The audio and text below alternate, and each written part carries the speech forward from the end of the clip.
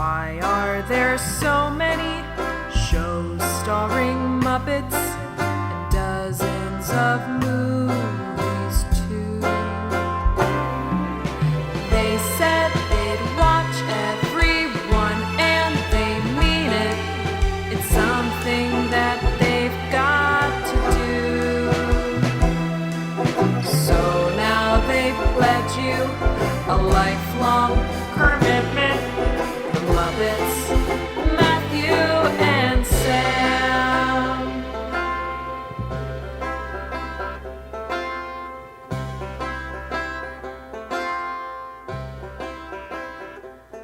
Welcome to Commitment, the podcast where two friends have vowed to watch all things Muppets.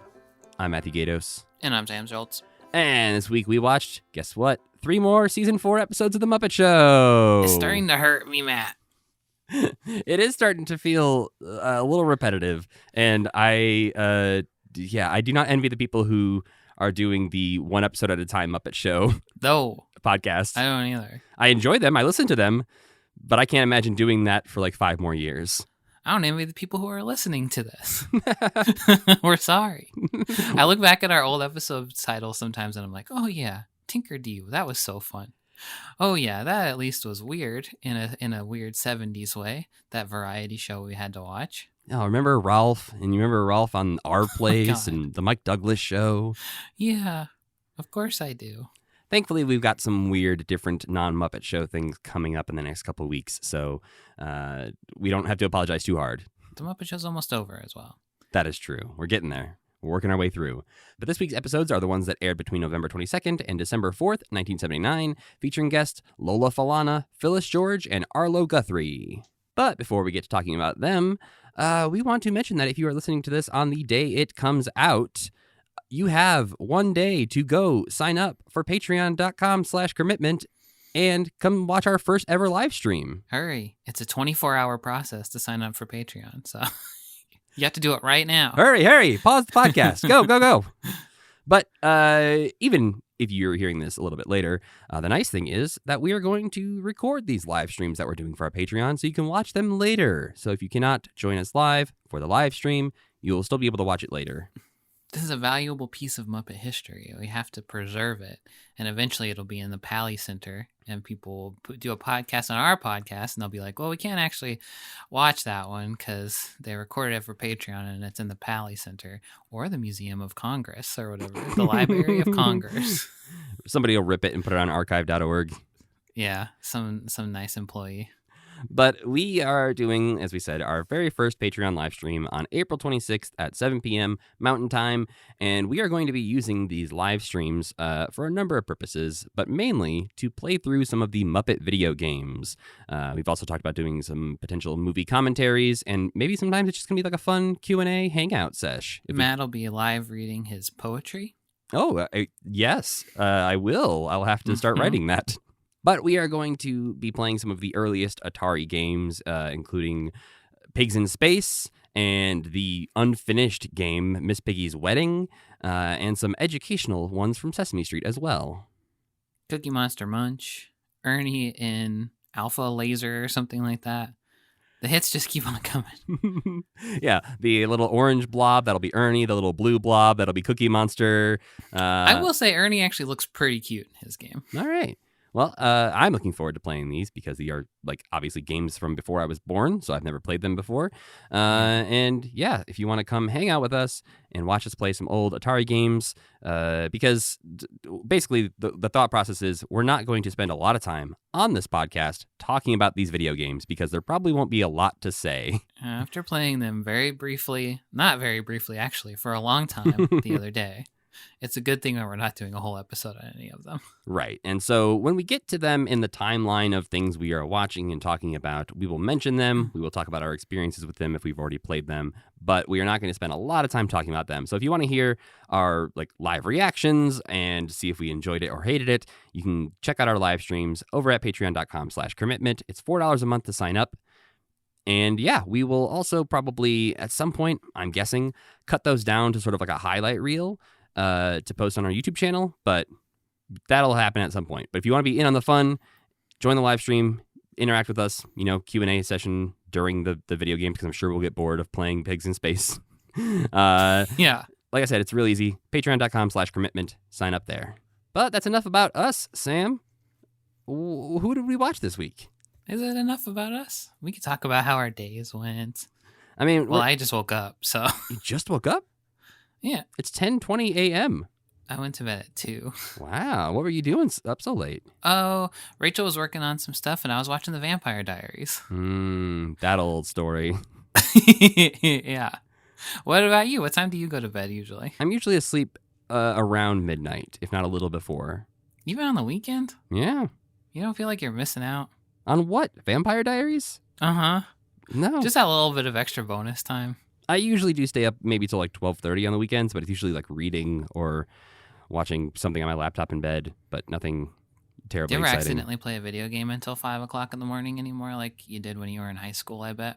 It's been a while, but that was definitely my high school experience, especially when the first Guitar Hero came out.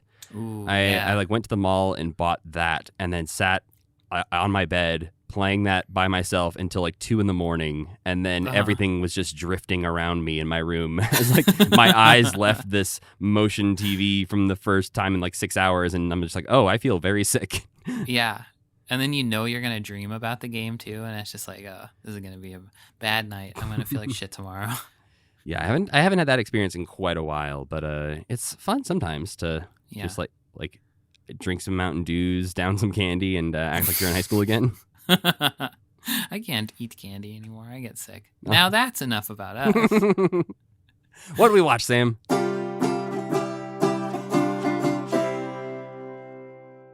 Okay, I hope I get my dates right this time, or else Matt's going to blow a gasket.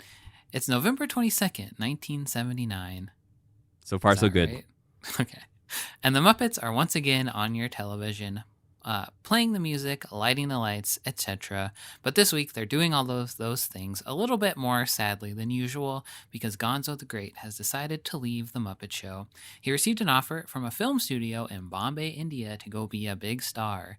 And he's being kind of a dick about it. He's big-shotting people. He's abandoning Camilla. He's giving people like pithy showbiz nicknames, but that facade wears off when he goes out on stage to sing his final act on The Muppet Show, which is My Way, made famous by Frank Sinatra, and he breaks down crying on stage, basically, and Kermit has to come out and comfort him.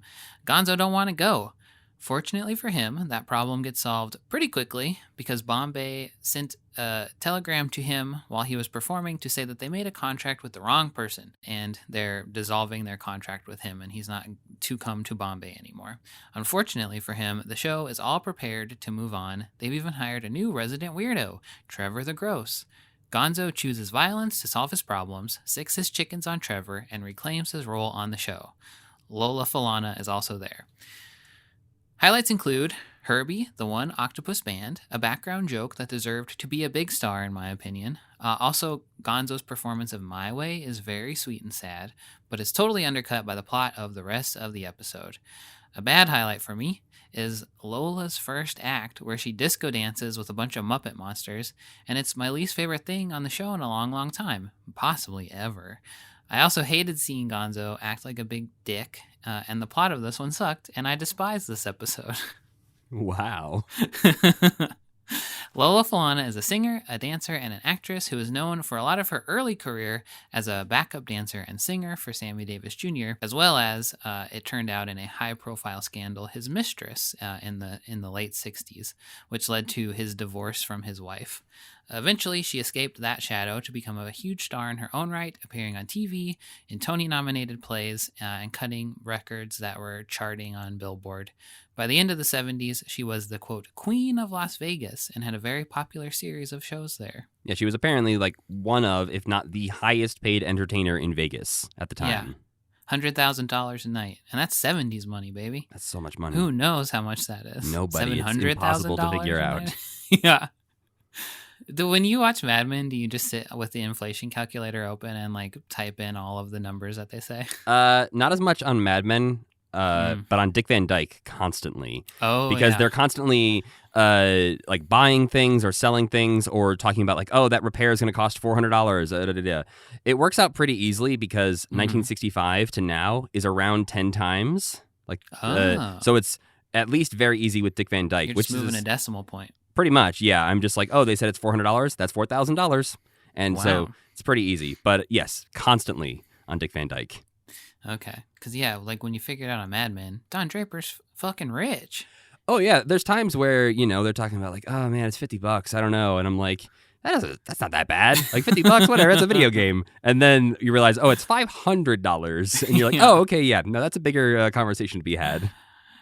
Okay, anyway. Next up, November 29th, 1979. Your Thanksgiving leftovers are starting to get a little stinky, but you warm yourself up a plate anyway and sit down to watch Phyllis George host the first annual Muppet Awards.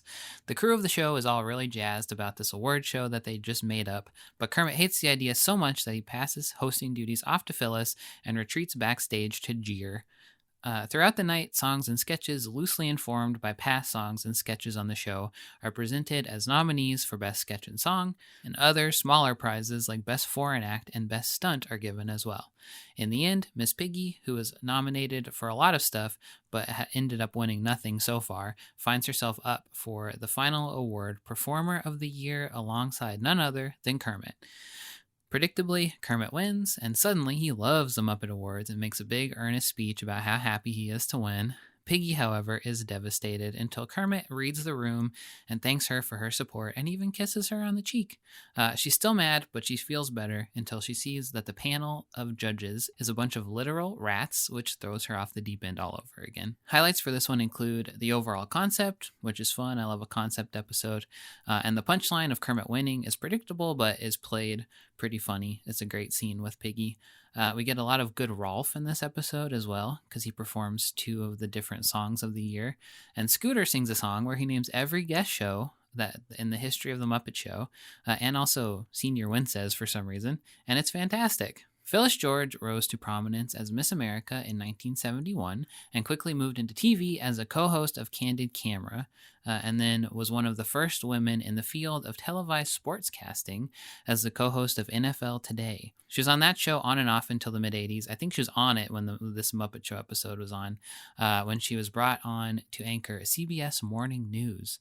And that did not go very well for her, in part because she had no journalism training, and she just wasn't like a good fit for the show. So she was let go after a few months and a couple like high-profile embarrassing moments on the show. After that, she, like a weirdly large number of 70s minor celebrities and Muppet Show guests, got into the chicken business, then into publishing. Then she became the First Lady of Kentucky when her husband, who was a Kentucky Fried Chicken franchise owner, was elected the governor of the state, which is weird. I also don't think he was just a franchise owner. He was one of the earliest owners, along with like Colonel Sanders and stuff. Oh, really? Oh, yeah, okay. if you read into his Wikipedia, he was there in the very beginning of the organization. Like he was one of the people who convinced Colonel Sanders to like make it into a thing. That is bizarre. It's so weird how much chicken there was in the 70s. And he is the one who formed the partnership in 1991 with Mr. Kenny Rogers. Oh, no. Co-founding and becoming the CEO of Kenny Rogers Roasters. What the hell? Yeah, so he not only was part of KFC, he was a part of Kenny Rogers Roasters as well. I feel like we're going to unravel some kind of like conspiracy around all of this chicken stuff. We're going to get into deep. Chicken governor of Kentucky. Yeah. What's he up to? What do the Muppets have to do with it? Put a big red string between fried chicken and the Muppets. And then like OPEC, you know?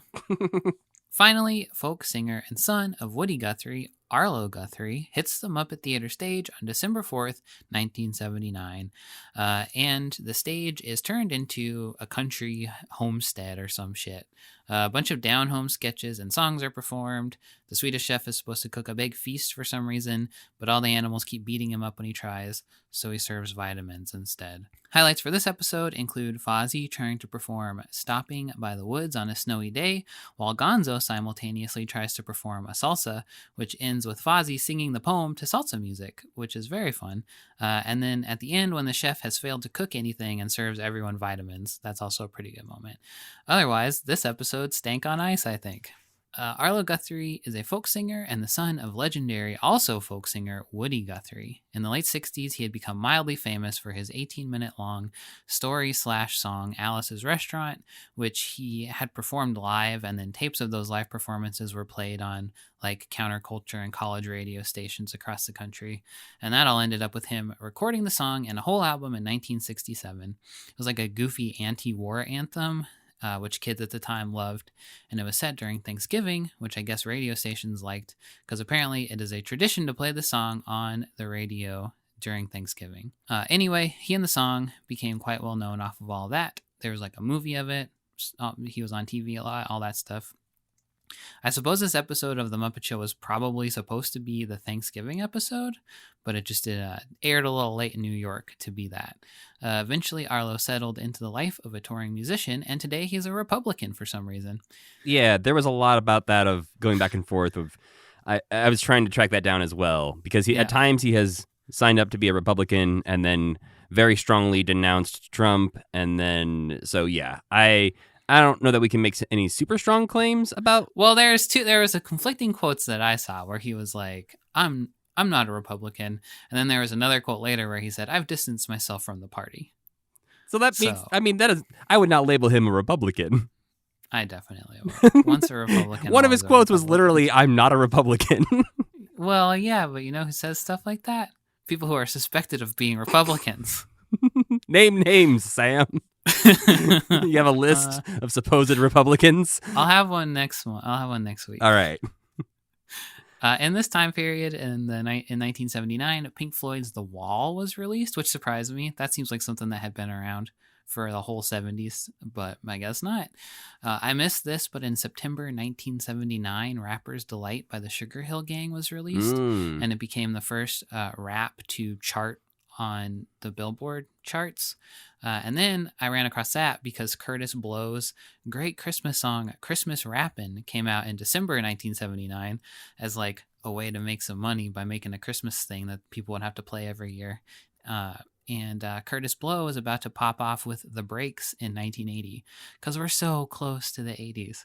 Rap is just about to like dominate the world until today. Yeah, in just a few episodes, we will be breaking into the 80s in our Muppet chronological order here, so get ready. Are the Muppets prepared for the 80s? I doubt it. It doesn't feel like they would be. I feel like maybe by like 1986, they'll be like, aha, the 80s, we cracked it. Oh no, now it's the 90s. Ah, shit. Some other things that were happening during this time in the Muppet world, some of which we'll talk about in future episodes, some of which we won't. On November 22nd, 1979, which is not Thanksgiving, they had the Macy's Thanksgiving Day Parade, which I guess maybe they did that sometimes. But the oversized Kermit balloon had been in the parade for a couple years at this point, so he's still floating around. But this year, to celebrate the movie coming out, they had Miss Piggy appearing on a Rolls Royce. She was like rolling around there. And also, Jim and his family were in the Electric Mayhem bus in the parade.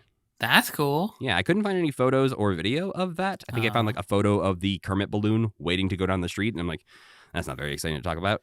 So, are we doing a Thanksgiving Day parade eventually? Well, we've done one. I feel like we watched did something. A Sesame Street appearance. Yeah, and we've got more coming up for sure in the future as we get, again, more into when people were actually saving footage of these things. Yeah. But yeah, for that one, couldn't find anything. That's too bad. And then on November 26th, 1979, season 11 of Sesame Street would premiere. And turns out we're going to start covering Sesame Street in a different way than we have previously, which was doing 2 episodes about them and talking about everything all at once. So instead of doing that, what we're going to do is every time we reach a new season premiere in our chronological order, we will discuss a couple notable episodes from that season. So it might be just episodes that are readily available on HBO Max that is like worth talking about, or it just might be 2 or 3 episodes to get the gist of what was going on that season. Mm-hmm. And so, yeah, we'll be talking about that next week, actually, and I'll give you the full rundown at the end of this episode of what exactly we're going to be watching. I miss those guys. It should be a fun time because we're also going to be watching, along with the 2 episodes we're going to watch, some early Elmo, because this is Elmo's first season with like a named character who sounds nothing like current day Elmo. Way different. Yeah. Yeah. Right. Very disturbing. So we're going to watch some of those as well. It's also good because I have forgotten the alphabet, so I need to brush up. And the last thing that happens during this era, in Jim's journal, he wrote on December 1st and 2nd, Red Bodo. So Bodo is a Broadway play that Jim was almost part of, helping out with the development. And it is a play about a medieval goat herder. Oh. That seems like it would have fit right in with like Dark Crystal and Labyrinth style productions. And because of that, Jim had that same idea and went to work with Brian Froud on it, who was the designer behind Dark Crystal. And Brian Froud drew a bunch of concept art for Bodo. But about a year later in his journal, Jim would write, "Meet Hugh Wheeler," who is the writer of Bodo, "and composers on ill-fated Bodo." Oh, no. So it was already ill-fated, huh? Apparently, a year later, they were like, "Ooh, I don't know about this." But apparently, it still took a little while to officially drop the idea, and it wasn't until I think June 1981 where he officially wrote in his journal, like, dropping Bodo. Like, I've washed my hands of Bodo. yeah, and from what I could find, it seems like Bodo did go on to be produced for the stage in 1983. But maybe didn't last long. I could not find a lot of info about it, and the info I found... I can't even find it on like Googling it or anything. Yeah, and so the one thing I found about it was that it was, I think, in like one performance, or at least like one run in Pennsylvania, and was going to move to a theater, but then closed during previews. So okay, I think without that, when you open in Pennsylvania, maybe you're not destined for big things. Sorry, Pennsylvania. But yeah, that's just, one of those things where, again, Jim was trying to break into the Broadway stage puppetry world. There are some really cool ideas if you go and read on Jim's Red Book about Bodo, of the puppets they had intended to use. There was one that was going to be basically these two drunk guys who would wander around town, and one of them would be a puppet man and one would be a live man. And they'd be like two guys like stumbling on each other, holding each other up. And so, yeah, there was a lot of cool, fun ideas, but didn't end up going that direction. I bet he had designed a bunch of creepy goat puppets. Well, and they originally even, the original script was written as like a pig herder, like a guy who took care of pigs. And Jim was like, well, we don't want to cross streams with Miss Piggy here, so what if we change it to a goat? And they're like, all right, as long as you're involved, Jim, we'll do whatever you want. And then But they had so many pigs.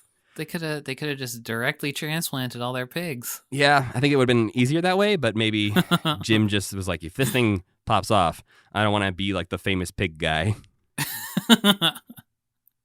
But getting back into the episodes that we watched this week, on November 22nd, 1979, was the Lola Falana episode. Sam, what did you rate this episode? 1 star. Wow. That's okay. This might be the biggest disparity we've ever had in our ratings. Oh my God. Okay, what did you rate it? I gave it 4. You sick man. With some 5-star moments. Oh, gross. There's 1 5-star moment in the episode, but it's not enough too. That's why it doesn't have 0 stars. It's worth noting that this storyline, apparently, according to Muppet Wiki, was inspired by an event where 2 members of the show's production staff left. So it didn't say who or like what level they were. Nope. I guess when we read of Muppets and Men, it will tell us maybe, because that's what the citation is for that. Yeah, and I read that once before, but I don't remember that. But yeah, the episode opens up. We find out Gonzo is quitting the Muppet Show. He is going to Bombay, India, just like he was in the Muppet movie. Seems like a different circumstance here, though. This seems like a different universe, version of this story. I rather enjoy Gonzo being a dick. I don't know. It just made me so sad for some reason. Because he's so... It's just like... It would take so much for him to be this much of a dick, I feel like. Like, he's not usually thoughtless. No, and I think why I am more okay with it is because I know it doesn't last. Like, if I thought that this might be his new character, like this was a turn for him, I might be more worried and dislike it a little bit more. But anytime he's calling Kermit Kerm or Miss Piggy MP or Kermit the Frog KF, like anytime he does those things and he's like, because I think he's trying to be what he thinks a Hollywood star should be. It reminds me of when Grover does this, when he's like, hey, Froggy baby. Yeah. It's like that same shtick, but when Gonzo does it, it just comes off as so much more unpleasant instead of like ignorant or just like cute and playing. He just seems so It's like, this is the real Gonzo. He's actually a piece of shit. Okay, yeah. So that would obviously, I think, change our enjoyment of it, is because we had two very different Yeah. reads on this Gonzo. You see this Yeah. as the real Gonzo being revealed, whereas I see this as Gonzo trying to be a Hollywood big shot and failing. He dumps Camilla, though. He wouldn't But pretend. he's kind of always been on the fence about whether or not he's I committed guess to that's Camilla. I guess Muppet Movie Gonzo and that is also different in the respect of they are deeply in love in that movie and not as deeply in love in Yeah, in the show. Gonzo very often has wandering eyes when it comes to, That's true. cows or humans or whoever walks by, really. Yeah, I guess that's accurate. But speaking of Camilla and the other chickens, we open up with a musical number of Pick a Little, Talk a Little with, the chickens singing. And again, I think it's delightful. I liked this the first time through the episode, but then thinking back on it, like, I think the fact that they do 2 chicken numbers in this one also makes them both worse in my mind. Because the second time you're like, I get it. I don't need to see this again. Yeah, and we'll talk more about that when we get to it, but it is a UK spot, so I think they were okay with doing Right. 2 because they were bearing one in the UK spot, which I Mhm. realize is a thing that we don't address every time we bring up a UK spot, which I don't think we need to. But for those who maybe are checking in midstream here on this podcast, when we say Yeah. UK spot, what that means is in the UK, they had less commercials, so episodes were 2 minutes longer or needed to be 2 minutes longer in the UK versions. And so they would insert a different musical number or sketch Mhm. that was only seen in the UK back in the 70s. But now Disney Plus and other home video things have restored those to the cut. So we get to see the UK spots as if nothing was ever weird about it.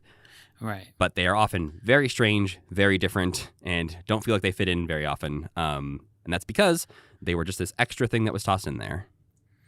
But sometimes they're magnificent and they reveal stuff about a character that you wouldn't have learned otherwise. And there's things referenced in this batch of episodes to past UK spots that if you had never seen would make not a lot of sense. I agree that the octopus band, the one octopus band that we don't get to really see, is something I wish we had gotten to see more of. Yeah, he could have been a fun guy who pops up all the time like Marvin Suggs or New Zealand.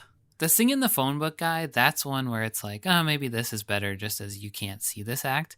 But an octopus one-man band, that would be great puppeteering. And next we have something that Sam apparently hated, which is odd because I don't see it as something that is like that hateable.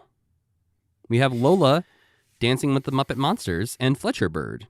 I guess I don't understand what is hateable about this. It's just like, it's big monsters dancing with a lady. Big Monsters Dancing with a Lady is one of the laziest type of Muppet Show sketches, first of all, or Muppet sketches, period, even predating the Muppet Show. The song is too long. The dancing of, especially Sweetums in the background, is, as the kids say, cringy. I hate looking at it. It just is uninspired and boring. It's like there's no concept there except dancing. I would agree. It almost feels like the Harlem Globetrotters thing we saw where they were just like, I don't know, throw the monsters at it. Like, see what happens. And this definitely feels like Lola Falana. They were like, go perform that song. We'll throw some monsters out there and we'll see what happens. And the most that happens, which is kind of interesting, is that Fletcher Bird absolutely punts Gonzo. That's fine. Yeah, I like that part. I think this episode starts me off on a bad foot too because she's calling her agent like, you have to get me off this show. So I kind of believe that is how she feels. Like, Lola Falana is definitely the weak link in this episode, and I don't think it's her performance as much as it is what is written for her in this episode. Yeah. I think we've talked about this a few times where when they go like super high concept with a backstage plot that doesn't really involve the guest, it sort of feels like it leaves them behind. And this is one of those where the story of Gonzo leaving the Muppet Show is so big that Lola doesn't really get to play a part in it, and so she's just kind of around. She sings 2 freaking sad backstage songs. That is ridiculous. But also, when you say that, it would have, they could have tied her in if she showed up and she was like, Gonzo, baby, I love you. Come with me to Las Vegas. There, all your problems are solved for the episode. But unfortunately not. She's just kind of walking around saying, hey, Gonzo, it's pretty cool. You got a sweet new job. Give me a call. I'll give you my phone number. She's really into him. Right after her big number, she walks backstage and caresses his nose quite a bit. And does not make Camilla very happy. No. But then we get what might be my new favorite Muppet Show sketch we've ever seen. I can agree with that. This was the 5-star moment in the episode, and the rest was a 0 average. So it, really dragged it down. I was kind of wondering how you would land on Trevor the Gross, if you would love him or hate him. I like him in theory. I think after we talk about My Way, I'll explain why this episode falls apart completely. All right.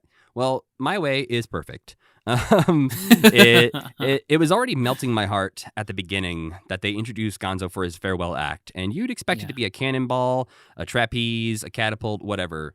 But Gonzo has chosen for his final act to sing a completely straight, earnest performance of Frank Sinatra's My Way. Yeah. There's no on the bare backstage wall. Yeah, there's no joke. There's no other Muppets coming in to disrupt it or anything. It's just a straightforward performance. And then at the end, it turns up the sweetness knob even more, where Gonzo can't get through his number. He starts crying, and Kermit comes out to console him and is talking to him and is like, so you don't want to go? Like, you don't have to go, Gonzo. And Gonzo says, I want to go there. I just don't want to leave here. That was so sad. Kermit also does kind of say, you have to go. You made your decision. Yeah. Yeah. And then they hug, and it feels so real because like Gonzo turns around and is still crying, and Kermit turns to the camera and basically says like, all right, guys, well, this didn't go exactly how we planned, so let's go to commercial. Let's cut weird. Out. It feels extremely real.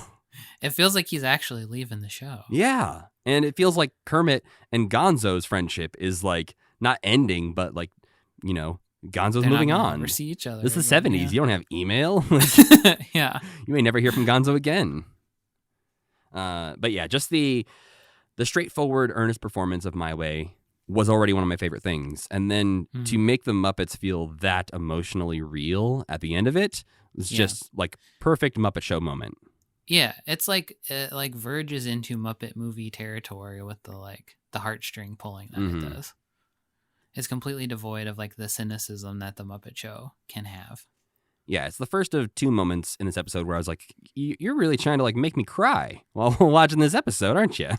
But they try to soften it a little bit after that with the UK spot, which I think is a smart choice to sort of have a, go from a very serious moment to something a bit lighter. I guess so. I think this is kind of where it starts to fall apart. Well, you have the chickens once again singing. This time it's Camilla who is upset at Gonzo for being so into Lola. And she's singing along with the chickens, I'm going to wash that man right out of my hair. And that's about it, really. That's all they really do. Yeah.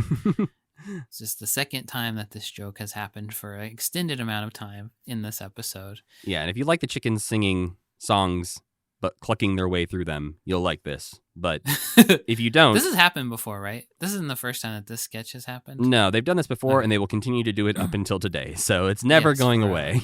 Okay. And it's still not one of my favorite things they do, but they're going to keep doing it. Also, a chicken talks in just like a full human woman's voice at one point in this episode. Yeah, as they're walking backstage. Does that just mean Camilla can't talk and she's the only one who can't talk? I think it'd be very weird to have a moment suddenly where Camilla and Gonzo have a full-on conversation. Yeah. Then we find out Scooter has found a replacement for Gonzo because apparently his uncle, J.P. Gross, has a best friend whose name is Trevor the Gross. They're so fucking bad at naming things. They never think about anything. It's like they throw all the scripts away right when they're done with them. Speaking of, we mentioned Dick Van Dyke earlier in our conversation, if it wasn't edited out. But I had that thought earlier this week watching a Dick Van Dyke episode where they flash back to an Army Days story for Rob Petrie, who's played by Dick Van Dyke. And he's telling the story about his friend Saul, who's played by this guy. And I'm like, I swear that guy's name was Sam. And so I look it up, and he has played Saul, Sam, and like somebody else. But they're all supposed to be the same guy. But it's like the Dick Van Dyke writers just forgot what they previously called him on the last episode. But what the hell? They were just like, fuck it, I don't care. His name's Wouldn't Sal the actor, now. You think the actor would even be like, excuse me? You'd think so. But yeah, so that feels a little bit like this, where they didn't even think for a second of like, oh yeah, JP Gross. It'd be weird if we Trevor named the his best Gross. friend Trevor the Gross, but Yeah. meh. But yes, Trevor the Gross is introduced. He is a weird bird man who looks like, if Gonzo fell into the Joker Ace Chemicals vat and then started working at TGI Fridays.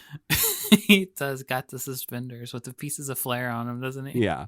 So I think Trevor the Gross is an interesting character. I thought about making him our Muppet of the Week, but he doesn't have enough to talk about him, so... Does he show up other than this? He shows up in the background of one other episode, but barely noticeable. So there's nothing worth talking about with Trevor the Gross. He's not even in the character encyclopedia. That's too bad for Trevor. He's a fun one-off character, but he's like a joke. He is Waluigi. He can't exist if Gonzo does not exist. He is Gonzo's Waluigi. Yeah. He's performed by Steve Whitmire. So he's got that big Rizzo energy as well. Getting closer to Rizzo. We're getting so close to Rizzo. So as soon as Rizzo comes around, there's no room for Trevor the Gross. No, get out of here, Trevor.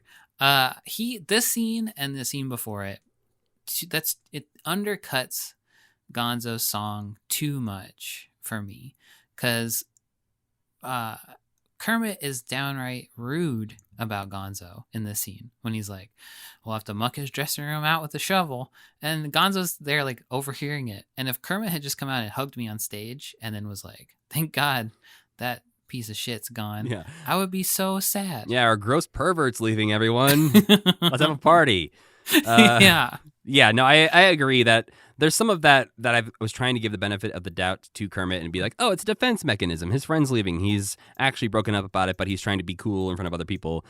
But it does not come across like that when he's like, yeah, get a shovel to clean out that dressing room because he's so gross. Yeah.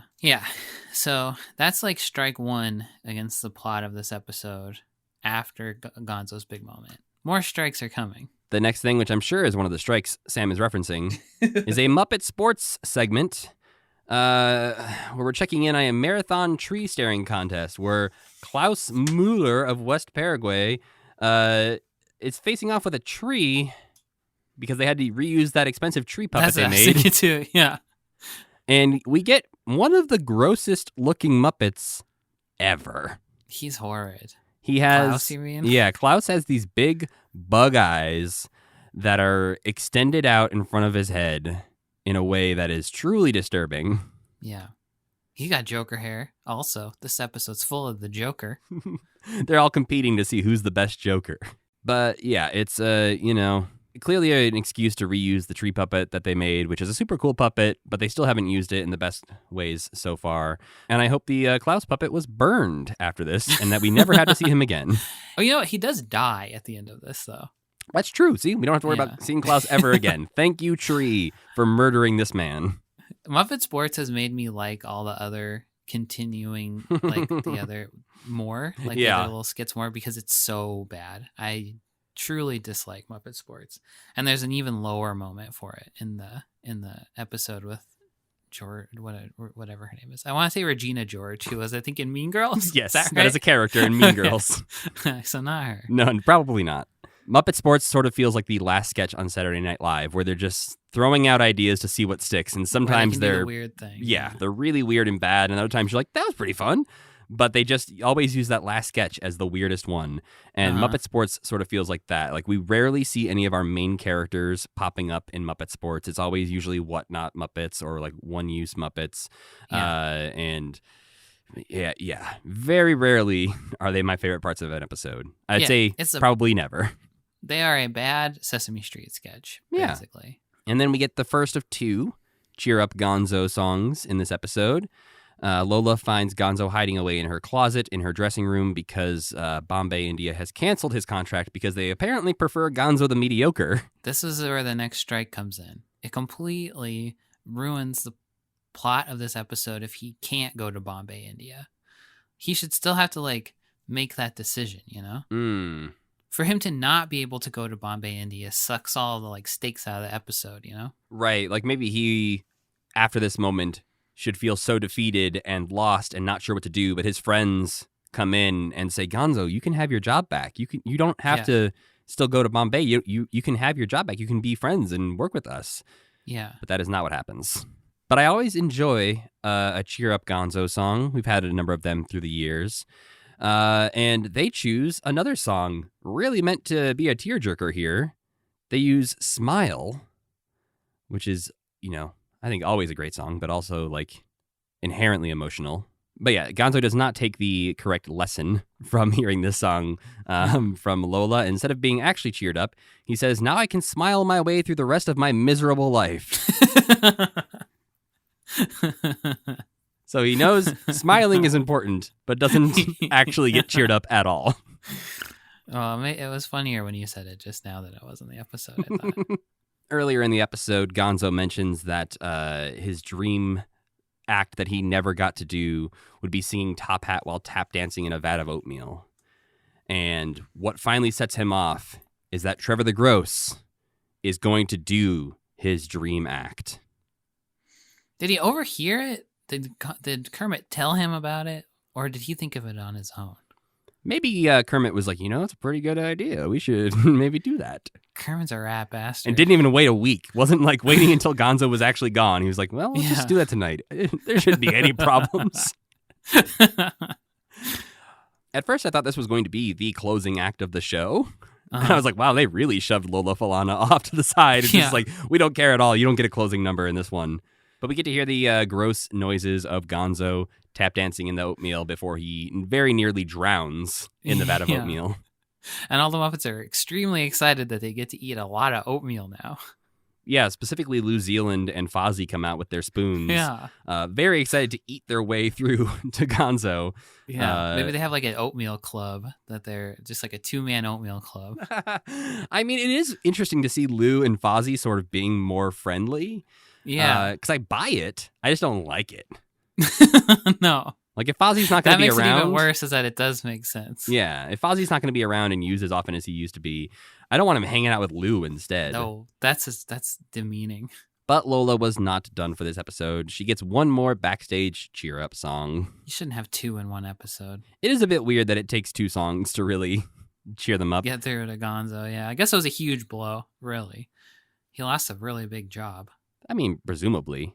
We don't really know. He could have made like $50 and been shipped back, and they've been like, what are you talking about? This isn't your big break. I guess so. And yeah, the episode ends after Lola and the Muppets sing United We Stand. And it's kind of, it's a lackluster ending. Like Sam said, we don't need 2 cheer-up songs in one episode. I did like seeing Nigel in part of the, he's up on the balcony part when they're singing. And we don't see him out of the orchestra pit that much anymore. So no, it was nice to see Nigel again. He whistled once and then he came and did this. Yeah, but that's not, the best sign if my only note about the closing number was, it's nice to see Nigel. But overall, the Gonzo, you give me an emotional Gonzo episode, I'm going to rate it pretty high. And especially when you have some 5-star moments in there, it brought up the average enough for me to overall really enjoy the episode. I didn't believe it. Seemed out of character for Gonzo to me. I didn't buy the story, and I think it could have been done better without undercutting it so much. Well, moving on to an episode that I think we Wait, you know something that bothers me though? In the end credits, that Rolf still has to read the sheet music for the ending Muppet theme. Wouldn't you think he'd know it by now? Yeah, I think he would. I think you're right. I think he, at this point, probably should have memorized. I've learned it. Yeah. But I think, I don't really know a lot about this, but I'm pretty sure people who are playing in like a Broadway show, by the end of it, aren't just like completely off book. I think to make sure they're hitting their timings right and they're remembering, oh, right, I know my parts, but like I have to remember this trumpet part that comes in after my part, and then how many beats it is until that. So maybe he doesn't need it, but it's like a nice little reminder. Okay. Well, if we have anybody in the audience who plays piano in a similar context to Rolf here, let me know if he should know this song by now or not. And I'm saying... He just looks so surprised when he turns the page and he looks at it so like intently. Come on, Rolf. So you're saying they should reshoot the ending every episode and have Rolf look a little bit more knowing every single time of like, oh, don't need that page turn. Yeah. But then comes an episode that I think we might agree on a little bit more. Okay. The Phyllis George episode of The Muppet Show aired on November 29th, 1979, and I gave this episode 3 stars. I give this episode 4 stars. All right. I was close to giving it less, but upon reflection, I did enjoy it. I did enjoy it the second time I watched it more so. But yeah, I think it's a great concept. I think it's a great idea. I think it's pretty well executed, but there are a couple times it just falls a little flat and brought it down to a 3 for me. The concept was not given the justice it could have had. It didn't get to fly as high as it could have, but it was close. We mentioned some of Phyllis George's family connections earlier in the world of fried chicken, but you also mentioned her brief journalism career. Uh-huh. It's worth noting, I think, that her daughter, who I believe was a daughter with the Governor Chicken Man. Regina George. Nope. Okay. Pamela Brown is currently a CNN anchor. Oh, interesting. So it seems like her daughter has had a more prosperous journalism career. But Kermit introduces this episode saying that they've got a really dumb show planned for you tonight.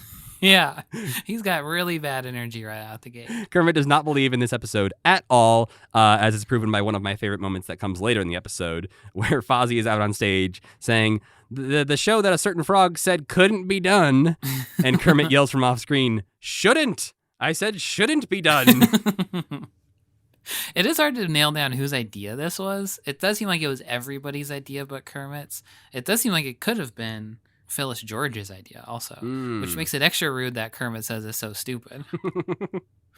But I think this is a great way to use a guest star who is not, like, inherently a performer. Like, obviously, Phyllis George is a host of a lot of shows, but you come on, you have her sing, someone who is not a traditional, like, a singer. And I think this is the perfect way to use someone's talents on The Muppet Show.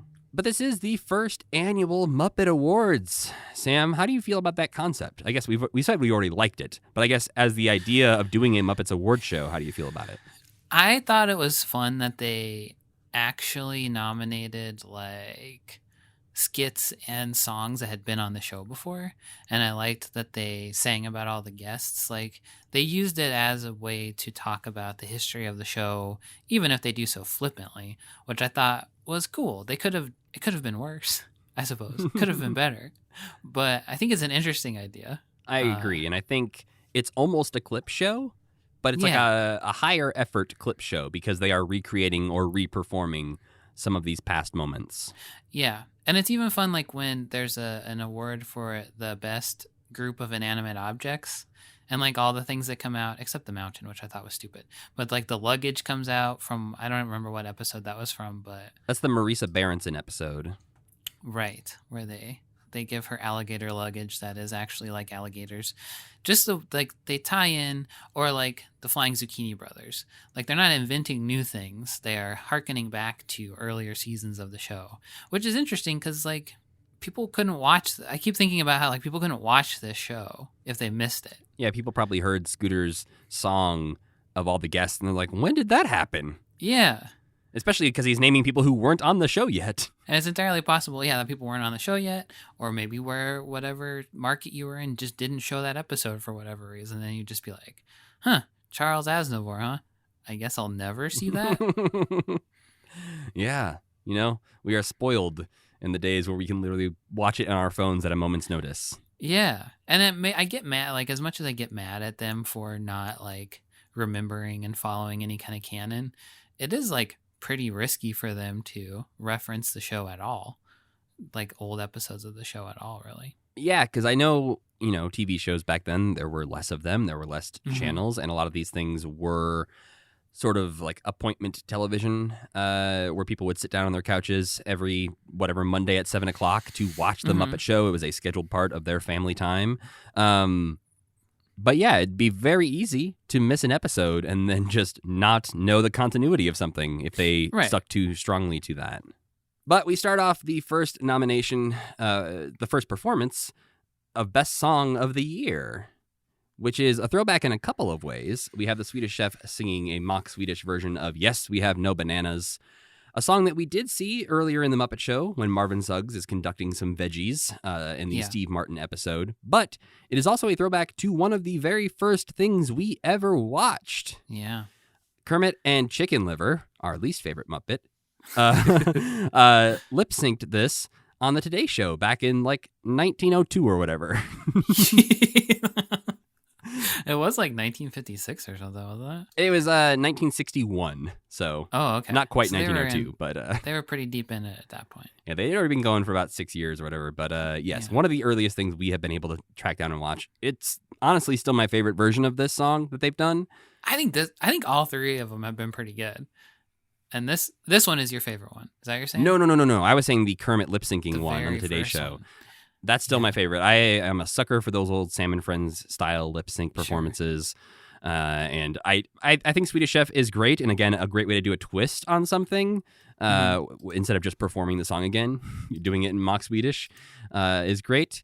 But yeah, this is maybe my second favorite of the three. You don't like the Marvin Suggs one? It's just That one's my favorite one. I like Oh. the Marvin Suggs one. Yeah, no, I prefer the old Kermit one first, and then the Swedish Chef, and then Marvin Suggs. I like this one because it's weird to see the Swedish Chef at the grocery store buying living things.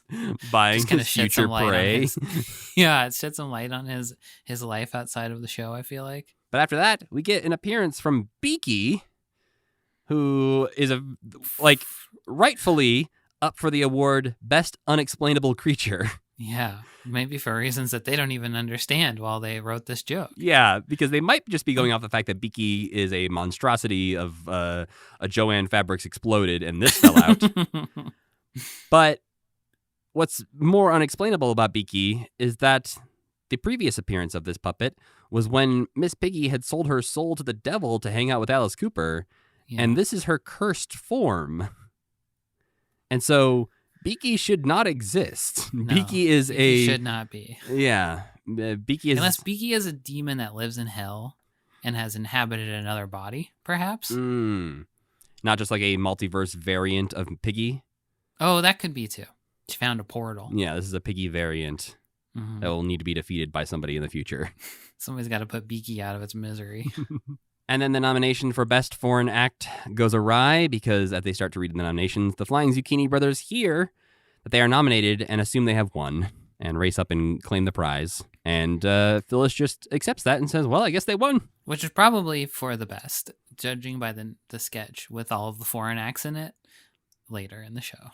Yeah, we probably don't want a list of all of the names of foreign acts they were going to list. But the Flying Zucchini Brothers will be our Muppets of the Week this week. Oh, that's fun. Mm-hmm. Then we get another performance on stage, which I like that they are doing these performances on stage like they do at the Oscars and things, where they're performing the best songs that are nominated. Yeah.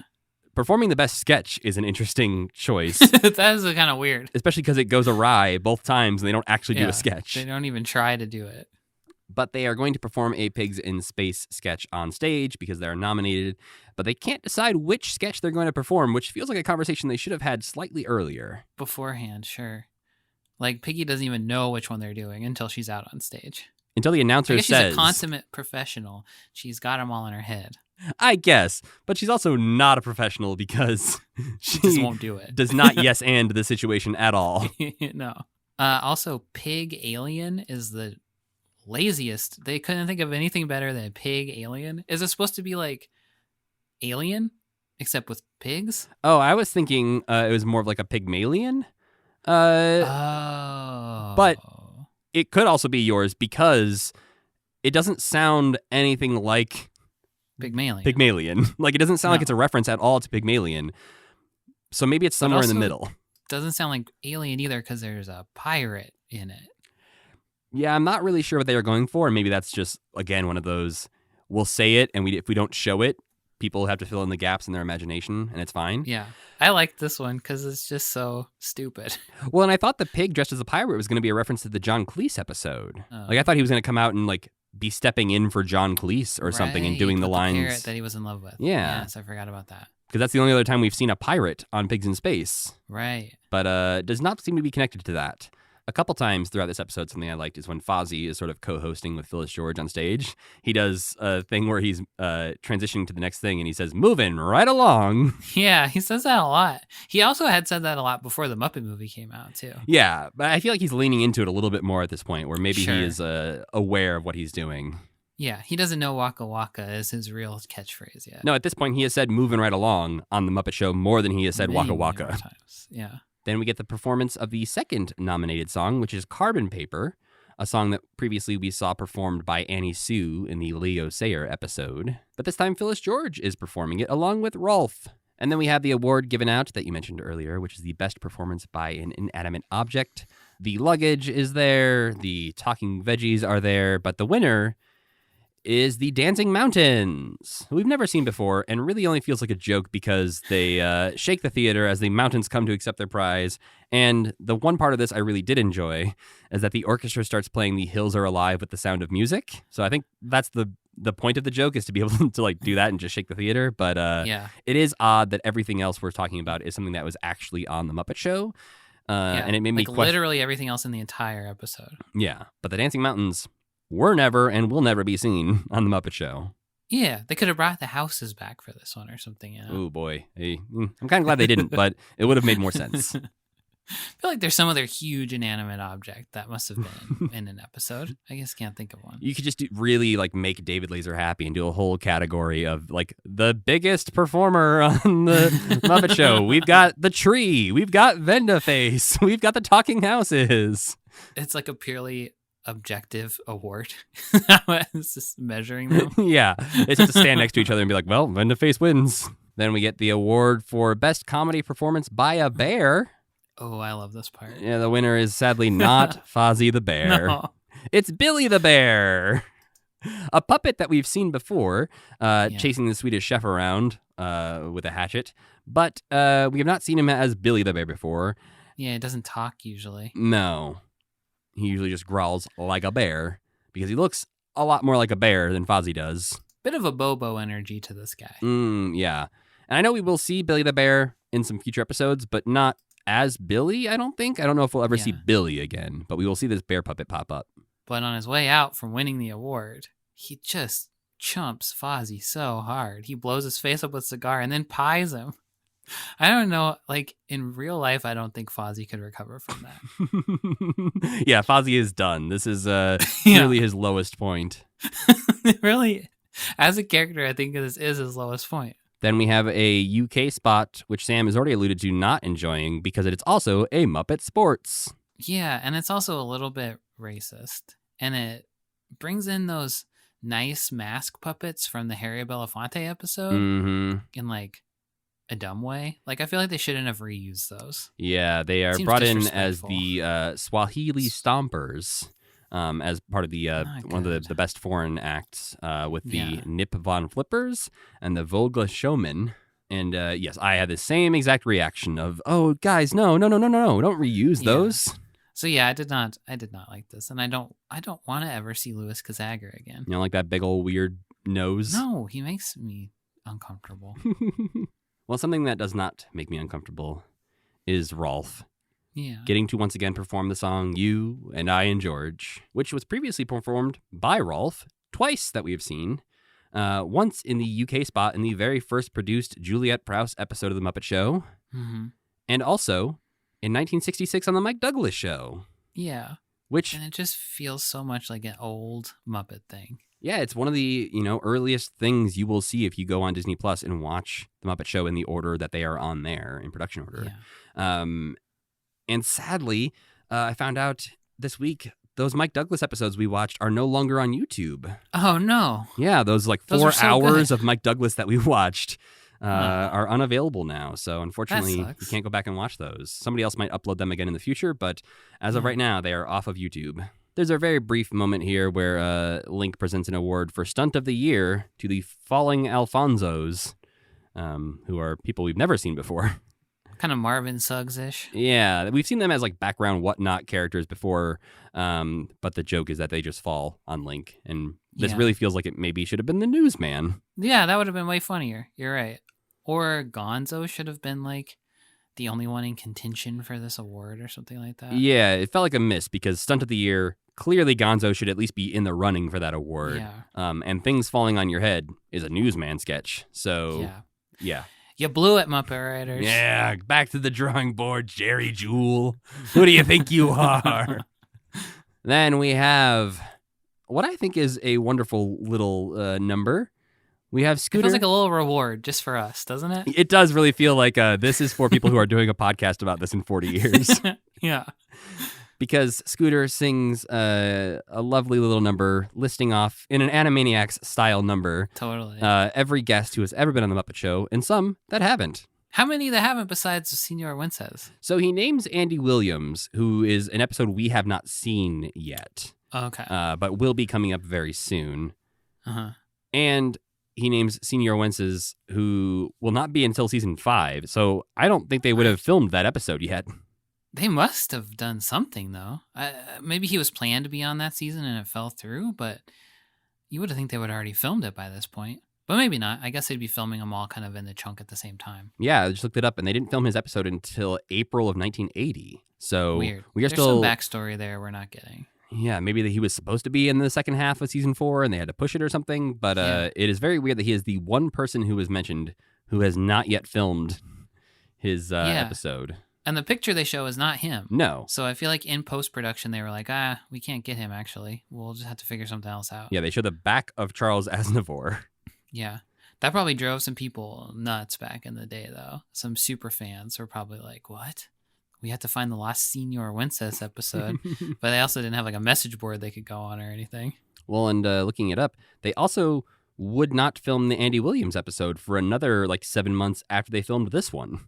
So they must have thought they were getting Senor Wences. Yeah. And then he couldn't make it. He missed his plane. Maybe that was part of the whole strike thing. Maybe they produced this before the strike, and they had planned to record the Andy Williams and Senor Wences episodes soon. And then the strike happened, and scheduling changes. They missed their window. Right, and with so Senor Wences. he was like, "Whoa, I am way too busy with my hand." That's the guy who goes, "It's all right." That's that guy. Yeah. Okay. He's the guy that Cartman makes an entire episode parodying at some point on South Park. I thought Senor Wences was the hand. But it's not. It's the guy. I think it's the man. I think the hand is a different name. I just only learned that today, that was the man. But yeah, it was a nice little number, just again, as a nice reward for the people like us who have watched every episode up to this point, to just be like, oh, hey, it's those people again. And Scooter, just pointing at the screen and smiling. And Scooter has some weird lines that are clearly there because he's trying to rhyme things. Yeah. But when he's talking about Edgar Bergen, he said he is Charlie's dad. Uh-huh. But then he's Charlie's dad and also Candace's. I think he mentioned something like that. Yeah, brothers, it runs together a little weirdly, but he does mention Candace Bergen right after Edgar Bergen. Yeah. And then when he says Danny Kaye, he says, Danny, he's my hero. That was sweet. Yeah. I don't remember him interacting with Danny Kaye much in that episode or anything, but... Not that I don't remember that happening either, but it is a nice little moment that it feels like Scooter just wanted to mention, hey, Danny Kaye, I love you. Yeah. That felt like a Richard Hunt coming through, maybe, or something. Yeah. Then, right after Scooter's song, we have a questionable win for Best Muppet Show Guest, because Phyllis George herself wins the award for this very episode she is hosting. Yes. That's like when you see the Emmys win an Oscar, or vice versa, I guess, when the Oscars win an Emmy for Best TV for show. Best television production. You're like, get out of here. Yeah. That's true. They were, as Statler and Waldorf allude to, just too cheap probably to bring back somebody to actually win the award. And I guess it'd be rude to give it to someone else. But she's got to know this is a farce. You can't win Best Guest as you're in the middle. You could totally blow it after this. Yeah. Regardless, yes, they're not going to bring back John Cleese or Steve Martin or somebody like that to be like, here, you win this award. Who was the best host? Oh, God. Well, next week we'll have that answer. Tune in. And then we get a veterinarian's hospital where Rolf believes that they've already won. So he starts to read his acceptance speech because he is sure that they've beat Pigs in Space, especially once he's reminded that is their competition. He's like, oh, well, definitely I'll read this acceptance speech because there's no way we lost to Pigs in Space. Yeah, which doesn't even hurt Miss Piggy's feelings because she's in both. So she can't lose, as they say. Yeah, she does have that realization of oh, shit, I can't lose this award. That's fantastic. Do they ever actually award this award? Oh, yeah, they do, to no one. Yeah, they choose to just not award the Fred, which is instead of an Oscar, they have a Fred. Yeah. But this is another standout Rolf moment of just getting to be a smart ass. Uh-huh. I liked this veterinarian's hospital a lot. I like Rolf not liking Pigs in Space. It's pretty bad. He's right. I've laughed way harder at Veterinarian's Hospital than Pigs in Space. Mm-hmm. And the episode wraps up, as you mentioned earlier, where Performer of the Year goes to Kermit the Frog, who suddenly loves award shows. Which is also bullshit. How many acts has he been in? Like 3? And he hurt himself really badly in one of them. But think about And it. the other one's super racist. But think about it, Sam. Who What? is those rats' boss? I guess that's true. That I guess that that makes panel of sense. rat judges probably reports to Kermit. So they're like, Yeah. we should probably choose the boss for Performer of the Year, guess- so he keeps us around. I guess that makes sense. I mean, that's the most sense I could make of it. Yeah, because he's not the best performer. on No, the Muppet not at Show. all. He's saying it's not easy being green twice, and that's about all he's done. And the show wraps up by them all singing "There's no business like show business." Ooh, I did like when Kermit is like, "Thanks to you, Piggy, my dear," and then kisses her, and then she's like, now I can't even hit him.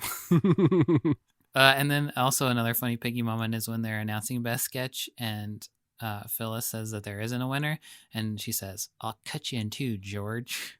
Yeah, no, it felt like one of her violent threats that we've actually only seen on other like award shows or the Bob Hope Yeah. birthday special, where she truly threatens to murder someone. Yeah, when she really stomps Kermit real good in some of those. But yeah, Piggy ends up being the only person who did not win an award, which seems like a lie because I don't remember some of them winning any awards. Fozzie didn't win an award. I don't remember Gonzo winning an award either, even though I think he's No. holding one at the very end.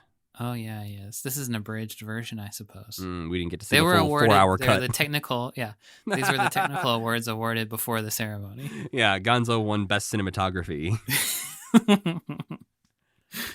But overall, a pretty enjoyable episode and largely just an interesting concept for an episode. Yeah, not even their best concept episode, but No. still, it's always fun when it starts and like Scooter's in his little tuxedo, and you're like, "What's going on here? Something special's gonna happen."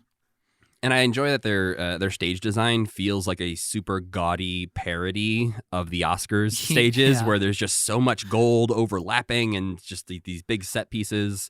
But everything's kind of like broken, and like the candelabra behind her is like all uneven. It's a fun detail of how sloppy they are. And now it's time, Sam. It's time to talk about the Arlo Guthrie episode, which aired on December 4th, 1979. How many stars do you give this one, Sam? 1 star. How Mm. many did you give it? I gave it 2, but we'll see if I bring it down to a 1. Because this one is one where I watched it twice, and both times I was like, damn, that didn't get better. It's so bad. It's bad from I feel beginning bad about how to bad end. it is. Yeah. The cows are used too much. Arlo Guthrie Yeah. is used too much for somebody who doesn't seem like he wants to be Arlo. there at all. He seems so disinterested, and his songs are. I'm sorry. I hate when I talk about people who are still alive. Mm. His songs are so bad, though. He's retired from singing, so I guess Okay. you're not judging a current musician. Yeah. He didn't do it for me at all. Yeah, something about his energy is so low key that I don't know if he's Yeah. like doing that on purpose or if he just really doesn't want to be there. But it doesn't work for the Muppet Show. The episode does open up though with Scooter running in saying, "Arthur Godfrey, like 15 seconds to curtain, Mr. Godfrey." And Is that a real person? yeah, so Arthur Godfrey is a man we've actually seen before. He played okay. Santa on an old Ed Sullivan sketch that we watched that had like Proto Grover and a bunch of like Muppet monsters in Santa's workshop.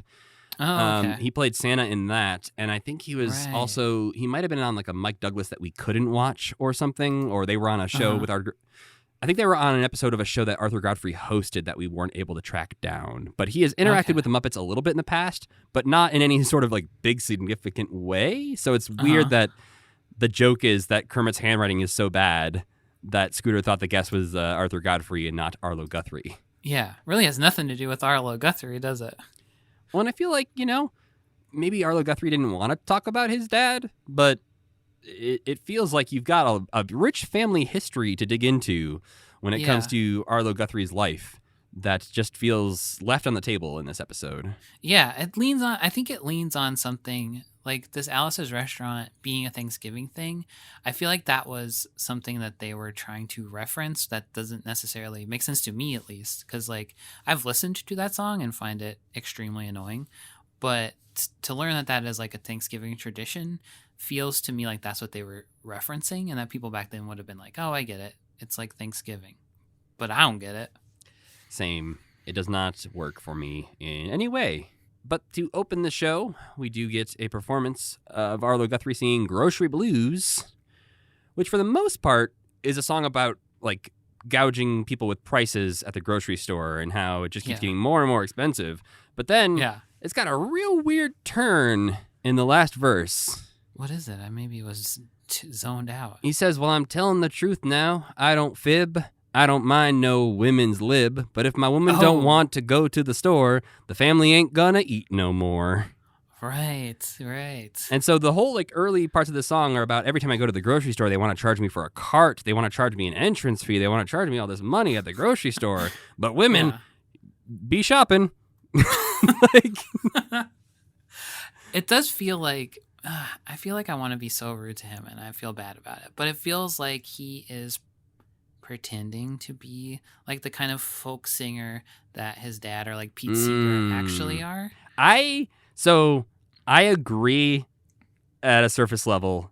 That is my feeling I get from him. I do not know much about Arlo Guthrie. I have not listened to a lot of his songs. I do not know how revered he is in the world of folk music.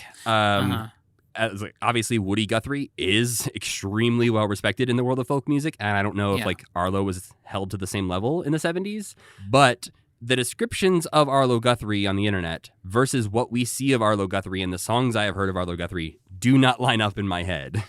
Okay. When they talk about him being this, like, folk singer about singing about civil rights and all these things in the 60s and 70s, and then I listen to his songs, I'm like, I don't see that connection. And maybe I'm just not listening to the right songs, but you can go listen to, like, a Best of Woody Guthrie album and you're like, oh, this dude fucking rules. Like, he's telling it like it is. Yeah, and so I am right there with you in that it does feel a bit more like a performance as opposed to who he actually is. Right. But we also were, negative 9 years old at this point, so we know nothing about this era.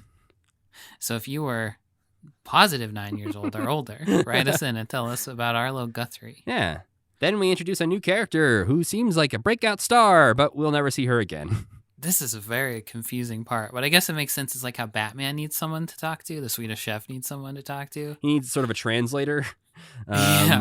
And we have Winnie, who is a bird of some sort. Seems like maybe a large crow or turkey kind of thing. But Swedish Chef... The kind of person you'd want to stay away from the Swedish Chef. Yeah. Maybe they're lovers, and maybe Swedish Chef is just like, okay, these are the birds I love. These are the birds I eat. She is performed by Richard Hunt in this, like, British lady voice. Mm-hmm. And she seems like she could be an interesting character. And I expected to maybe see her pop up a few more times because Muppet Wiki refers to her as a replacement for Gladys. Yeah. But this is also the only time we will see her outside of, like, a background Muppet in one other scene. Yeah. She's so weird. But it made me think that they must have really hated Gladys because they could have brought Gladys back for this one line in this season. But nope, they hate Gladys too much. Yeah, too scary, I guess. But this is the kind of thing she would be fine just doing, like, oh yeah, me and Chef are working on something. That is what she does. Why would you build a new kind of like beautiful bird puppet that you never use again? And maybe, just Gladys's personality was too strong for them. They were like, well, if Gladys is in the scene, she's going to have to be like taking a dig at Kermit or something. She can't just be, casually mentioning the Swedish Chef is upset about these things. Right. So, yeah, they had to introduce a whole new bird, I guess, just to be... Winnie seems very deferential to the chef as well. She loves the chef. Oh, yeah. They seem like, maybe she's hired by the Swedish Chef. She works with him and doesn't understand all these weird Muppets disrupting his artistry. Yeah. Yes. It's also weird that the whole concept of that sketch is Kermit has hired a caterer for their meal instead of hiring the Swedish Chef. Because what finally was the straw that broke the camel's back here? They have trusted the Swedish Chef so many times to make them food, and he has failed so many times. And they will continue to trust him after this as well, to cook Thanksgiving dinner for them many more times, and Christmas dinner and the like. And he will never do it correctly. No, but for some reason, this is the time where Kermit's like, you know what, Swedish Chef? We're actually going to get this one catered. We get a bizarre... Muppet newsflash in this episode where not only is it not a well-told joke, we also get it on a TV while this old lady Muppet and her baby are sitting there watching it. From the country house that is the set this episode, which also doesn't really make a ton of sense to me. Yeah, and the newsman's reporting on farm gestation periods, which is not a joke, just straight up saying how long horses gestate for. Yeah. Then he gets hit on the head with some bumpers. Yeah, some car bumpers fall on his head because he says the bumper crop, which is apparently a term. Yeah, it means too many more than usual vegetables. Oh, well. Okay. I'm from Montana, so let me tell you a thing or two. Chicago. Tell me about those bumper crops. We don't got no corn in Chicago. I'm sweating now. I don't know any more than that. We'll move on then. We'll save you. We get to see a pretty impressive puppeteering feat here. Kermit is sitting on a fence introducing a herd of cows, and it's sort of a throwback to like a Muppet Musicians of Bremen kind of moment where Kermit is introducing the sketch from inside the sketch. Yeah. But he's also very like well positioned, however they're doing it, with mirrors or with a painting or something. Just like a painting right behind that fence. Yeah. It's kind of hard to figure out where Jim is in this equation. Yeah, I am really turning around on Kermit. Like, early Muppet Show Kermit is a miserable human being. But at this point, Kermit is like pretty nice. I think post Muppet movie, they've got a little bit more heart in all of these characters. Well, yeah, and he was always kind of that way in Muppets, like in the Muppets Musicians of Bremen or in Emmett Otter. He was Nice Kermit, and now Nice Kermit has moved to the Muppet Show as well. It's also, I think, in the early days of Sam and Friends and everything, Kermit's just one of the gang. He was not the standout star. So maybe it was just as Kermit got a little bit more popular and a little bit more of the leader of the Muppets, he stepped into that role as needing to control them and be a jerk. And now it's coming back around to we're a family here. Yeah. He got them all under control. Now he can loosen up a little bit. But then the Swedish chef tries to stab a turkey in the butt. Right up his butthole. He's going to try to skewer a turkey with a spit. And this turkey is a live Muppet turkey walking around, and he's holding that very spiky skewer right up to that turkey butt. Yeah. And I was very unprepared because I did not want to see that moment if they actually stabbed that turkey, which didn't feel... They couldn't have. Yeah, it didn't feel like they were going to do it, but they got so close to doing it that it worried me. Not also something, I don't think you would do that to a turkey. Definitely not before you plucked it. Yeah, I feel like sticking a thing up its butt while it was still alive would maybe ruin the turkey. Write in if you know how to prepare a turkey. Yeah, Should you stick the skewer up the butt before you cook it or before you pluck it? Or before you kill it even? Maybe that's how you kill it. I don't know, man. Maybe. Seems like the worst option. But yeah, this is no good. And his animal torture gets increasingly bizarre. Then as close I got to liking Arlo happens next. He and Gonzo are hanging out backstage, and Gonzo brings over his flamingo guitar, and clearly it's a joke on the flamenco guitar. I didn't get that for a long time until the end. Yeah, and then Arlo plays a little flamenco number, and Gonzo dances. I like when Arlo takes it out and says, "I love guitars." That's the best he could come up with. Yep. Then we get an At the Dance Hoedown. Oh, this is kind of fun too. Really? Okay. I just like that it was... I like when they do a different version of the At the Dance music. I just felt like they didn't lean into it enough. Yeah. Like this could have been more of an At the Dance than it was, and they should have been telling jokes. jokes.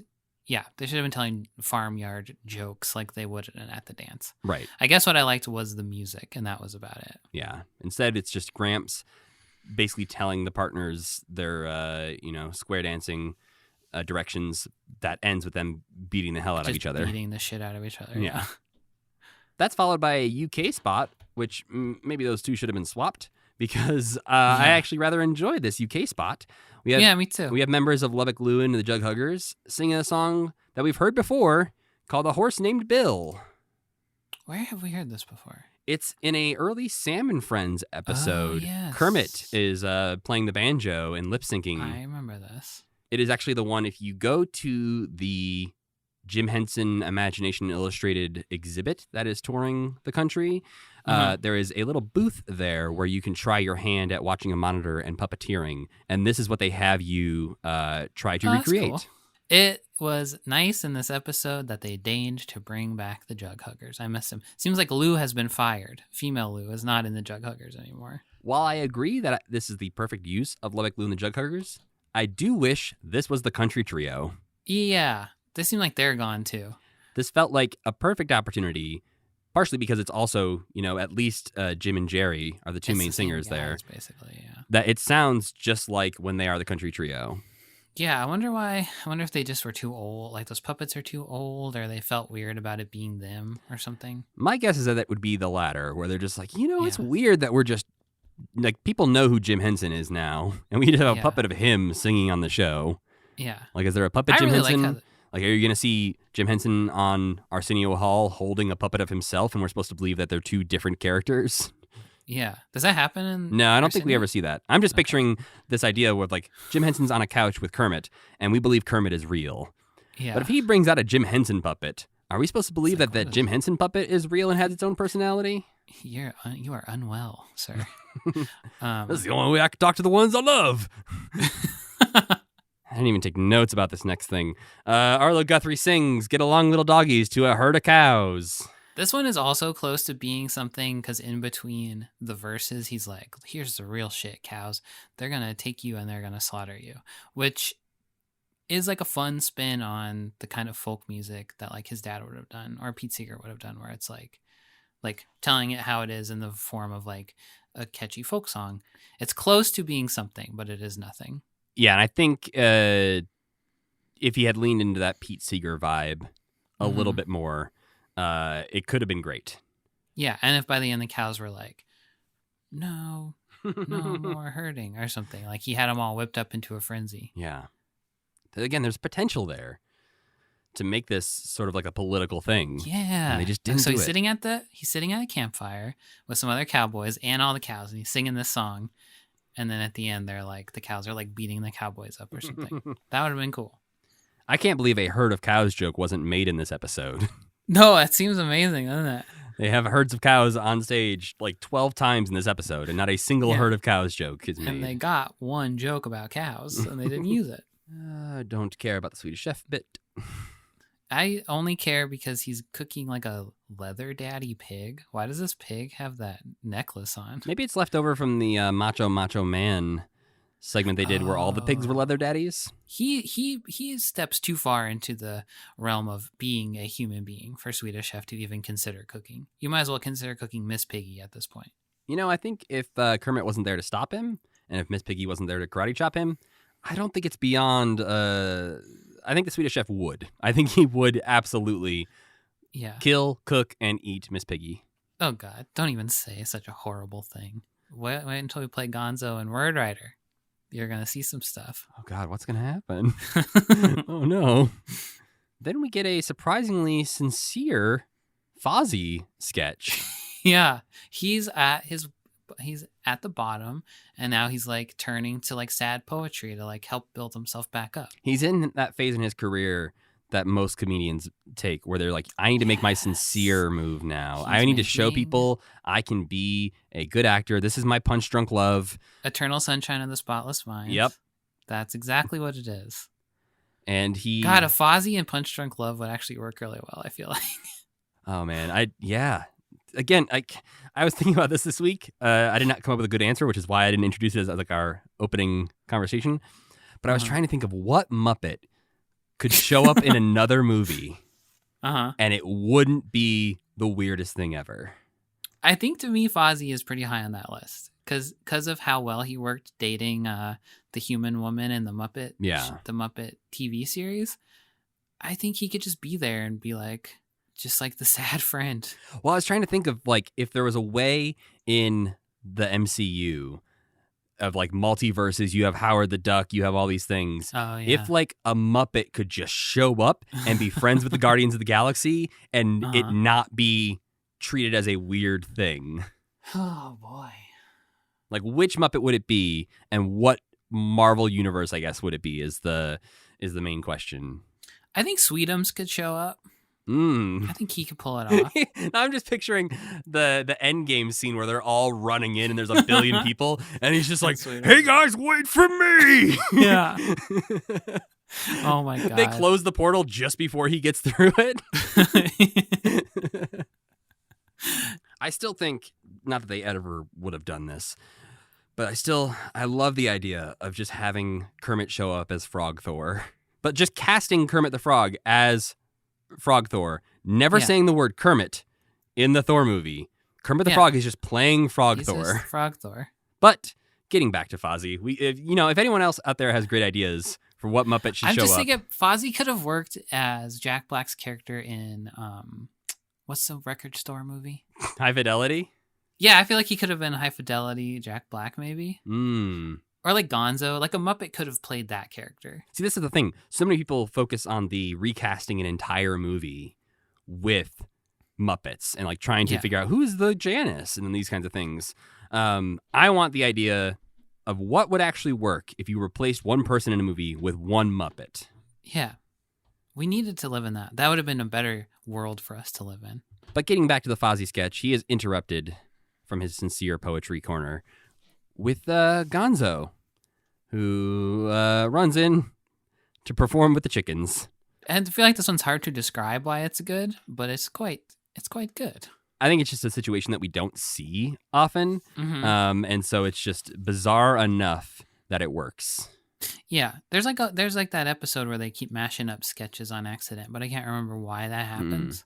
But it's like that where Kermit can't say no, and chaos ensues. Then to wrap up the Swedish chef's food prep in this episode, he is going to continue to try and make a stew, which the animals revolted against earlier, so he's moved on to a vegetable stew. But obviously, vegetables are alive in the world of the Muppet Show. He had to know what was going to happen. Yes. And so they get their revenge and beat him up, and they also leave. So he is stuck to present vitamins. Apparently, the only thing that is not living in the world of the Muppets are vitamin capsules. I thought that was pretty fun. Yeah, it's all right. It just is like, I think because the episode is so bad Yeah. that the joke is fine, but it didn't feel like it was really building to anything or like a great payoff. No. Arlo does like look at the vitamins. He's like, oh, well, I guess this is what we're eating. Yeah. Pours a bunch on his plate. There's even a whole Arlo song we didn't even talk about. Oh, yeah, right before that, the final number is Arlo and the Muppets singing Sailing Down the Golden River, which is fine. The highlight for Kind me... of a nice song, but I don't know. The highlight for me is that Scooter is wearing cute little overalls in this episode. Is he? Yeah, he's got his like blue yeah. his blue denim overalls with like a yellow t-shirt underneath, and he's one of the like only Muppets who decided to dress up for this country themed episode. Yeah, that is weird. But yes, that is the Arlo Guthrie episode of the Muppet Show. Quite a stinker, I would say. Draining. It was draining. Nothing worth revisiting. If you haven't seen that one, not really worth checking out. But now it's time for our Muppets of the Week. This week's Muppets of the Week are the Flying Zucchini Brothers. Best known for their human cannonball act, they just seem to be a group of Italian brothers who show up to cause chaos on The Muppet Show.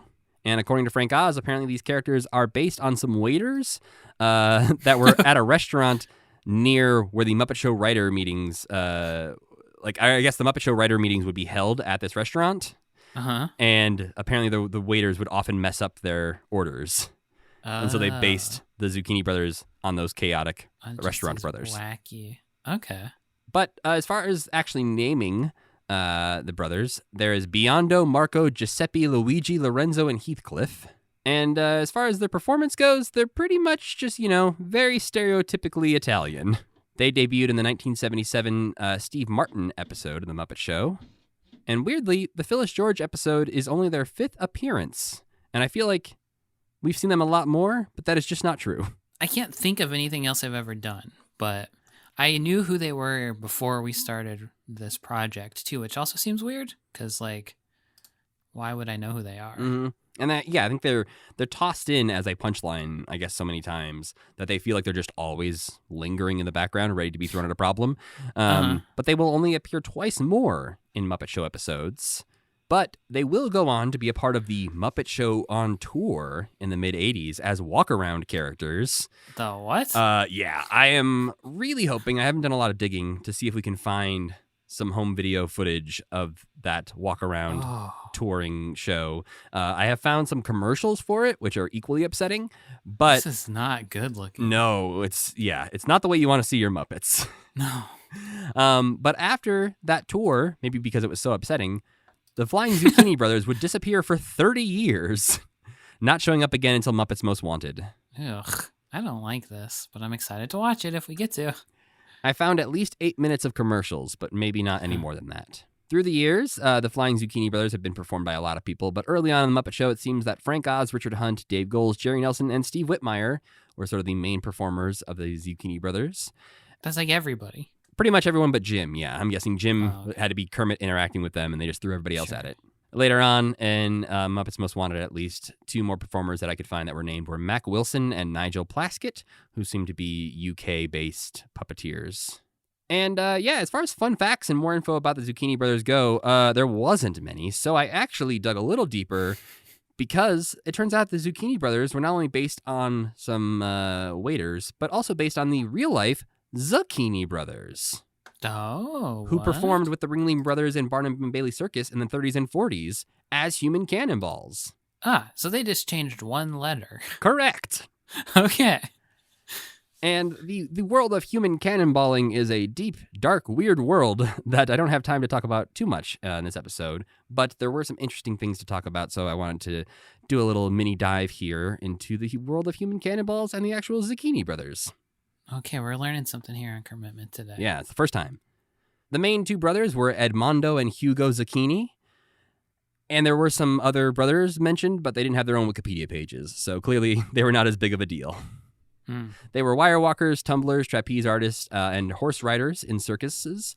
Their dad, Ildebrando, supposedly was inspired by Jules Verne and created the first compressed air human cannonball act, which he decided to test on his youngest son, Hugo. Okay, well, times were different. This was the 20s.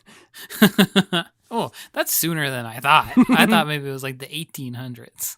Apparently, there were some human cannonball acts before this, starting, I think, in the 1800s. But they were using, like, rubber springs to launch a person from a cannon. And they could only go, like, 20 feet or something like that at the beginnings. Like, they could not go very far. Pathetic. But there is, again, getting into more details, there's a lot of info out there about the original human cannonball. A girl by the name of Zazzle, that was her stage name, who was, like, 17 years old when she started. And there's a lot to read about her, but I'm not going into that right now because she didn't inspire a Muppet. Apparently, when Ildebrando came up with that compressed air human cannonball, he tried to propose this idea to the Italian government as a military maneuver to be used in conjunction with parachutes. What?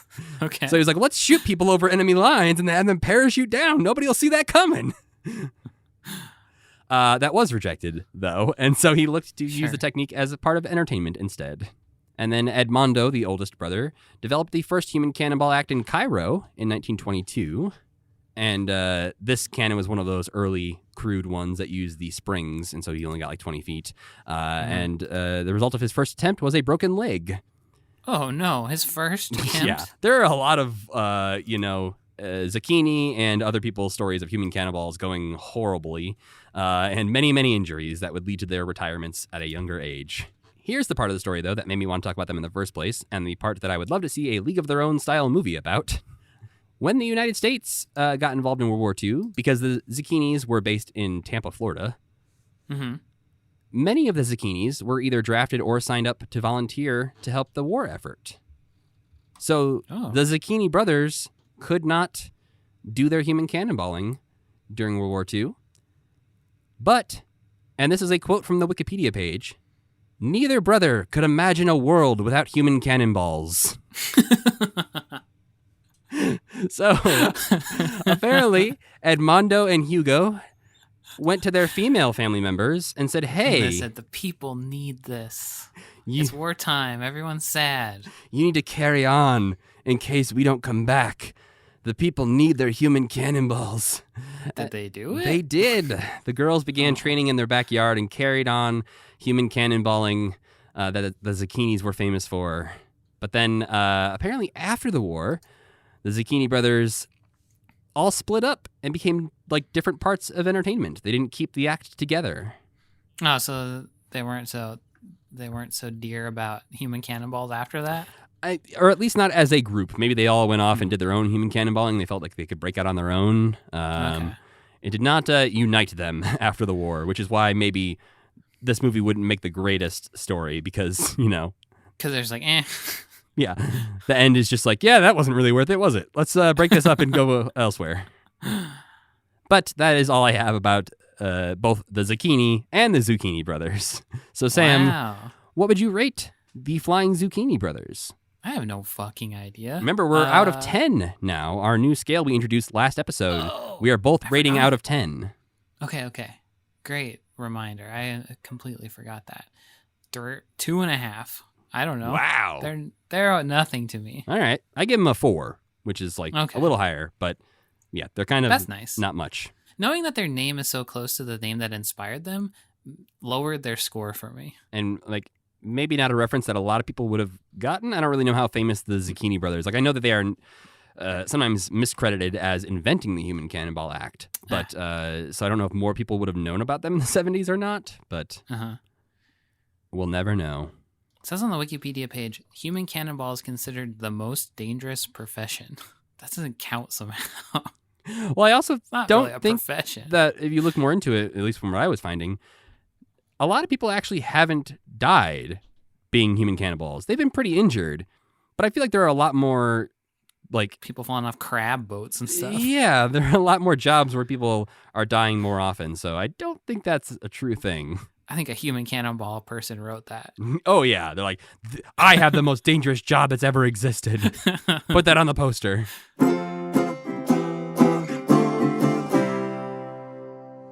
So before we go, Sam, I need to ask, did you have time to enjoy any non-Muppet stuff this week?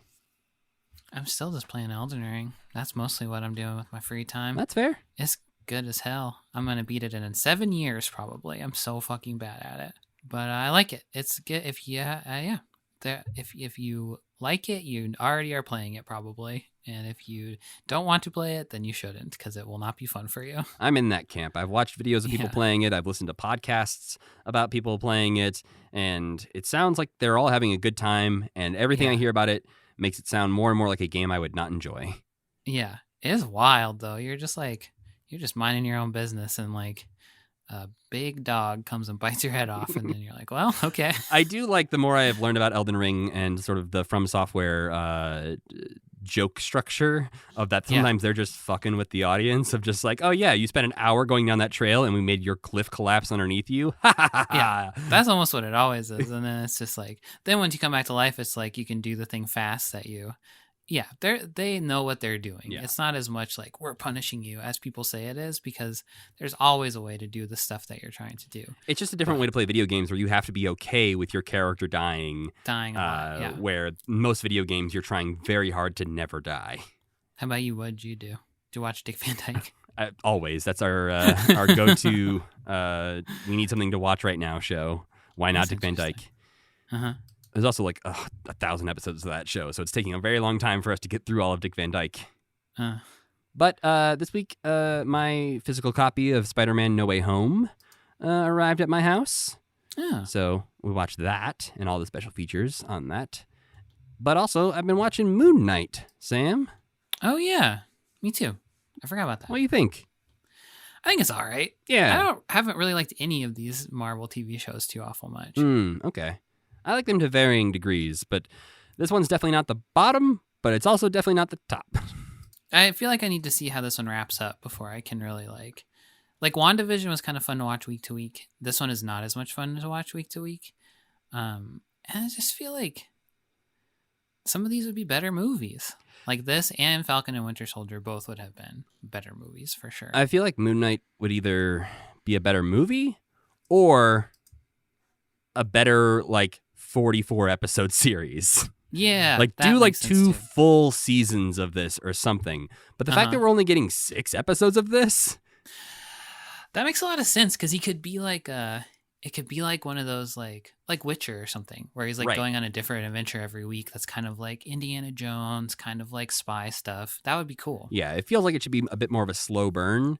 And I know some people who are fans of the comics have said similar things, because some things happen in like the second episode that in the comics take like years. 20 years to come out. Yeah. Yeah. So I understand some people are upset by the pacing of this show, but it does sort of feel I think like they had his like split personality thing. Wasn't even like he just happened to have different like aliases he went under for like decades, and then all of a sudden they were like, well, actually, this is what's going on with him. It feels like they're like, okay, we got 6 episodes. That's all we're probably going to get to talk about Moon Knight. Yeah. So cram everything into 6 episodes. Yeah. The latest one was really boring, I thought, which doesn't feel like it bodes well for the rest of it. But yeah.